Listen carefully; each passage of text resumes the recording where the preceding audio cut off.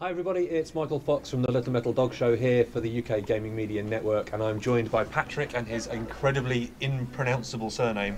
Go on, you've got to say it. Ruedi.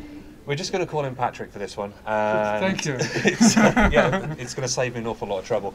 And we are here to demo his really cool looking game, which is called Existenz.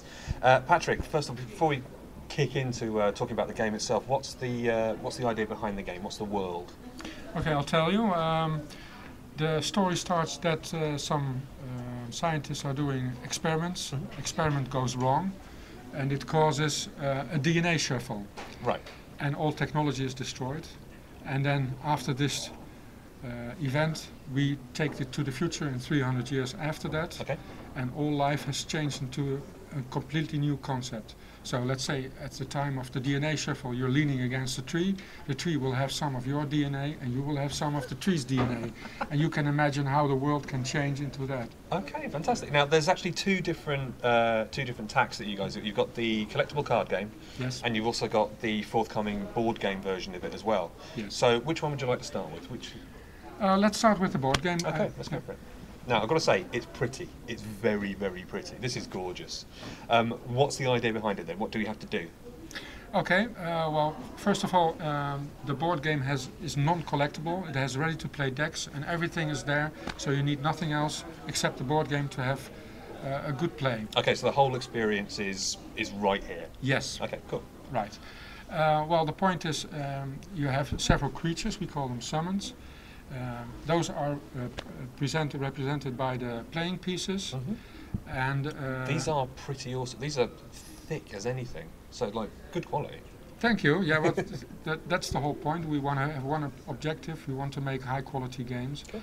and also that's one of the things of the collectible cards. You have to have consistency in the quality, because especially the back side of the cards all have to be the same. Well, the objective of the game is simple. You all have your main summon, your main creature. It's not a part of your deck. This is your deck, let's say, for instance. It's outside and you start there. This is the starting points, and your objective is to play your live base, as we call it, to one of the end dots on the game board. So you're working your way from the center Yes. all the way out. Okay. Yes. The story is here. There's a volcano. Living lava creatures are claiming more territory, and everyone living there has to flee. Okay. And while they're fleeing, all scores are settled. There are several kinds of decks that we have, and they represent, let's say, factions like the Arnunian Alliance, the Undead Legion, the Red Barbarian Brotherhood, and we also have the Pirates Confederacy. Now we've got 6 starting spots here in the middle. Yes. Does it play up to 6 people? Yes. Okay. It's one of the unique things of this card game. It's developed for 2 to 6 players, and also the tournaments are also for 2 to 6 players. Interesting. You can play teams, and you can play free for all and all those things. Excellent. So, how would you go about winning this thing? As you said, you've got to get out to these end dots out here, dotted around the outside. Well, you of the don't board. have to, because there are several ways to win. Oh, okay. What you can also do is the decks contain several kinds of creatures. You can also hunt the live base of your opponent with your creatures Oh, okay. and try to destroy it, and that's also a winning condition. Fantastic. Okay. So it's a fight or flight game, and some of the decks in there are specialized, let's say, in running fast, and other ones are specialized in hunting the other. Okay. And the 4 decks are constructed like that in either way you play as a team. When you play 2 against 2, you can help each other and get a heavy battle going on. Okay, there. cool. So, what's the collectible card game? How does that fit into the whole? Well, Existence world? it also has it's always played on a game board, but the difference is here you buy your products in boosters and random starter decks. Right. And also with the tournaments there are ways that you buy your boosters, and then also deck constructing is also an important part. But we know that a lot of people love to play card games, but they don't like the collectible game. So that's also why we made this a living card game.